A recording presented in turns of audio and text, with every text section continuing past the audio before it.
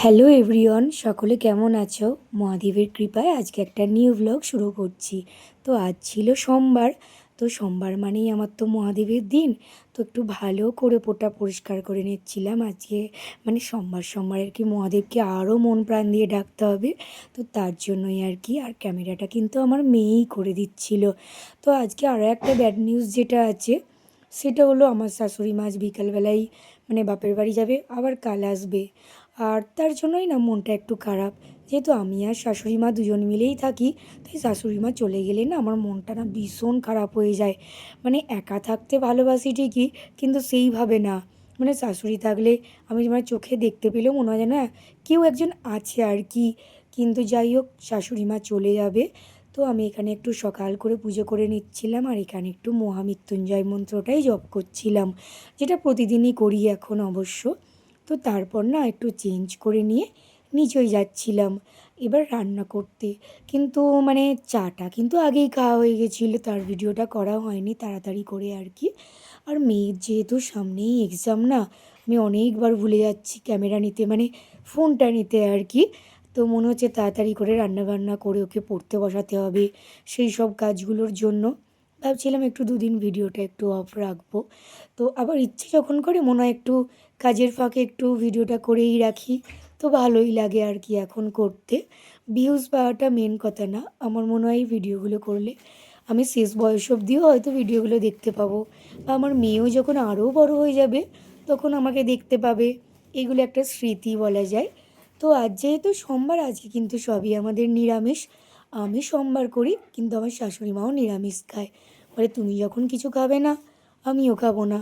তো যাই হোক, আজ কিন্তু করেছিলাম ডাঁটা দিয়ে আলু দিয়ে ঝাল, সবজির ঝোল, একটু ঢ্যাঁড়সের ঝাল, আর এখানে আলুর দম মুড়ি খাওয়ার জন্য। আর আজ কিন্তু আমি একবারই ভাত খাবো। আর অন্য অন্য দিন হলে দুবার ভাত খাই, বা এক এক সময় ভাত খেতে ভালোবাসি বলে 10টার সময়ও কিন্তু ভাত খাওয়া হয়ে যায়। আর তো আজ আমি একবারই ভাত খাবো। তো মোটামুটি দুবার ভাত আর কি খাই, কিন্তু শনিবার সোমবার একটু একবার করে খাওয়ারই চেষ্টা করি, বা একবারই খাই সোমবার। তো আমার মা মানে শাশুড়ি মাই আর কি সকাল করে চলে যাবে, যার জন্য একটু সকাল করেই রান্না করলাম, খাওয়া দাওয়া করেই যাবে। আর কালকে আবার কি করে আসবে জানি না, কেননা কালকে আবার শুনছি নাকি ঝড় বৃষ্টি হবে। তো মাকে বললাম সামনেই তো মেয়েটার এক্সাম, তো তুমি চলে এসো, আবার অন্য টাইমে যেও। কেননা সামনে এক্সাম হলে কী হয়, মেয়েটাকে তো সকালবেলা পড়তে বসাতে হয়, সারাদিনই পড়াই। তো তার জন্য না একটু রান্নাবান্না একটু দেরিতে হয়। তো মা থাকলে কী হয়, আগে একটু সমস্তগুলো এগিয়ে দেয়। তো ও আমার মেয়ে যখন জেঠুর কাছ থেকে পড়ে এলো, মানে ওর জেঠুর কাছ থেকে, মানে আমার ভাসুরের কাছ থেকে পড়ে এলো, আমি না খাতাগুলো একটু চেক করছিলাম যে কতগুলো ভুল করলো আর কি। তো দেখলাম ও কিন্তু অনেকগুলোই ভুল করেছে, সামনেই এক্সাম, এত ভুল করলে কি করে হয়। তো আমি আবার কি করলাম, ওকে বললাম বাইরে যাস না, পড়তে বসাবো। তো 10টার সময় আমি একটু মুড়ি খাবো আজকে, তার জন্যই একটু আলুর দম, গাজর, আলু আর শসা নিয়ে নিয়েছিলাম। আর এখানে কাজের কাকিমা একটু বসে মুড়ি খাচ্ছিল। আর আমার ওই যে জামা কাপড়গুলো দেখছি, ওগুলোও কিন্তু কেচে এনেছে, পরে শুকোতে দেবো রান্নাবান্না হয়ে গেলে আর কি। তো রান্নাবান্না হয়ে গেলেই কিন্তু আমি এগুলো শুকোতে দিই, কেননা 3তলায় 2তলায় ওঠা না বারবার সম্ভব হয় না, মানে পায়ে পুরো ব্যথা হয়ে যায় আর কি। আর আমার ঘর যেহেতু ওপরে, রান্নাঘর নিচে, আমাকে অনেকবার ওপর নিচে করতে হয়। আর ফ্রিজটাও যেহেতু ওপরে, যার জন্য অনেকবার ওপর নিচে করতে হয়। একটু কষ্ট হয়, কিন্তু মানিয়ে নিয়েছি আর কি, এই আর কি। তো আজ কিন্তু ভীষণ মেঘ ডাকছে, চচ্চড়া পড়ছে, এগুলোই। আর আজ কিন্তু জল হওয়ার কথা আছে। তো আমি একটু সকাল করে ভাবলাম মার কাছে যাই, দেখি চোখের ড্রপগুলো ঠিকঠাক দিচ্ছে নাকি, ওষুধগুলো খাচ্ছে নাকি। কেননা আমার মার যেহেতু তোমরা তো দেখেইছো ব্লগে, যে মাকে নিয়ে ডাক্তারখানা তো আমাকে মাঝের মধ্যেই যেতে হয়। তো ওষুধগুলো তো ঠিকঠাক করে খেতে হবে। তো সেই জন্যেই যাওয়া আসা করি। তো এসে বড্ড হাঁপিয়ে গেছিলাম, এত রোদ্দুর। এরপর বৈশাখ মাস জ্যৈষ্ঠ মাস পড়লে কি হবে জানি না।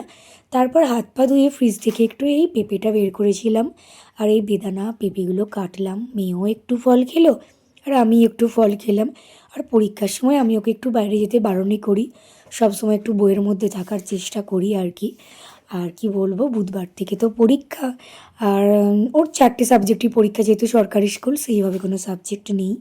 আর এখানে এই যেটা মানে দেখছো উত্তরপত্রটা, বা কোশ্চেন আনসার পত্রটা, এটা কিন্তু ওর ইংলিশের স্যার পরীক্ষা নিয়েছিল আর দেখলাম 15-য় ও পেয়েছে 13, মানে 2 নাম্বার কম। এই 2 নাম্বারটাই কিন্তু অনেক, 2 নাম্বারটার জন্যই কিন্তু অনেকে পিছিয়ে যায়।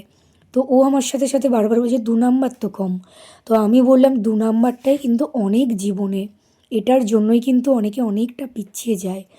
তো যাই হোক, আমি ওকে এই সময় পড়াগুলো ধরছিলাম, যেহেতু এখন পরীক্ষার সময় সব রিভিশন চলছে।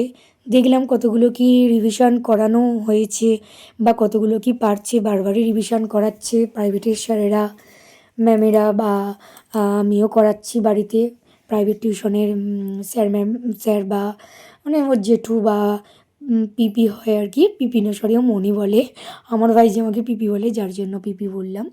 তো দেখলাম মোটামুটি করছে, এরপর পরীক্ষার খাতায় কী করবে জানি না, কেননা ওর প্রচণ্ড বানান ভুল করে, যার জন্য উত্তরগুলো ঠিক করলেও বানান ভুলের জন্য ওর অনেক নাম্বার কেটে নেয়। তো ফাইনালি দুপুর হয়ে গেছে, দুপুরবেলা একটু খেতে এসেছিলাম আর একটু স্যালাড করে নিয়েছিলাম। খাবারের সাথে স্যালাডটা খেতে কিন্তু খুবই ভালো লাগে।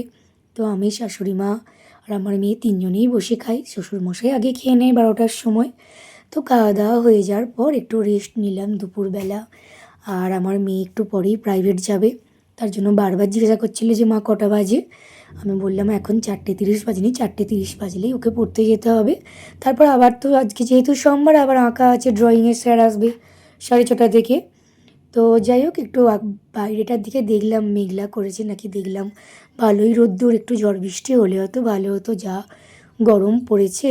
তো বিকালবেলা একটু ফ্রেশ হয়ে এলাম, এবার একটু ঠাকুরের নাম জপ করব। তো আজ তো মহাদেবের দিন বললাম তোমাদের। তো আজকে না আমি একটু স্কুল মাঠের ওখানে যাব, আমাদের যে ভোলে বাবার মন্দির আছে, তো ওখানে একটু প্রণাম করতে যাব ইচ্ছা হলো। কিন্তু প্রতি সোমবার যাই না, মাঝের মধ্যে যাই আর কি, সোমবার সোমবার। তো আমাদের গ্রামের প্রকৃতিটা বা হাওয়াটা এত সুন্দর লাগছিল, বিকালবেলা ওয়েদারটা কিন্তু মেঘলা ওয়েদার ছিল। তো একটা দিদির সাথে কথা বলতে বলতে কিন্তু সন্ধ্যা হয়ে গেছিলো। তো তারপর আমি প্রণাম করতে ঢুকলাম বাবা ভোলেনাথকে। আর আগের সোমবার পুজো দিয়েছিলাম, শুক্লপক্ষের একটা করে তো পুজো দিই। তো সেই পুজো দেওয়ার থালাটা না আনা হয়নি, ওটা আমার মাই এনেছিল, মানে শাশুড়ি মা। তো তার জন্য ভাবলাম পুজো তো আমি দিয়ে এসেছিলাম, ঠাকুরের থালাটা হয়নি, মানে ঠাকুরকে দর্শন করা হয়নি, যার জন্য আমি আজকে গেলাম পুজো মানে প্রণাম করতে আর কি। তো এবার প্রণাম করে এসে আমি আমার ঘরে একটু সন্ধে দিচ্ছিলাম, বাবাকে বাতি দেখালাম। আর শাশুড়ি মাও নেই, শাশুড়ি মার ঘরেও একটু দেখিয়ে দেবো। আর আমার মনে হয় বাবা ভোলেনাথের পুজো করলে একটু মাথার মধ্যে কাপড়টা নিয়ে পুজো করাই উচিত। কারণ আমি প্রত্যেকটা ভিডিওতে দেখেছি, মানে ঠাকুর দিয়ে যেসব ভ্লগগুলো, ঠাকুরের যেসব কথাগুলো হয়, সেখানে কিন্তু এটাই নিয়ম যে মাথার মধ্যে চাপা দিয়ে কিন্তু ঠাকুরের পুজো করাটা উচিত। তো তারপর তো সন্ধে হয়ে গেছিলো, ভাবলাম এটাই আমার রাতের ডিনার করে নিই। অনেক দিন থেকে লুচি খাবার ইচ্ছা হচ্ছিল, তো কয়েকটা লুচি করেও নিয়েছি। কিন্তু লুচিগুলো না খুব একটা ভালো হয়নি, ভালো করে মেখেছিলাম কিন্তু একটু আধ ঘন্টা রেখে দিলে না, বলে না ডোটা বেশ নরম হয়, ওটা একটু নরমটা সেইভাবে হয়নি, নয় হয়েছিল কিন্তু তেলটা মনে হয় একটু বেশিই পড়ে গেছিলো। আমার রাতের ডিনার তো কমপ্লিট, আর আমার মেয়েও ড্রয়িং করে চলে এসেছে। আর বাইরে তো ভীষণ ঝড় বৃষ্টি হচ্ছে। তো আজকের ব্লগটা এতখানি, তোমাদের কেমন লাগলো অবশ্যই জানিও। আর হর মহাদেব, সকলে ভালো থেকো, সুস্থ থেকো।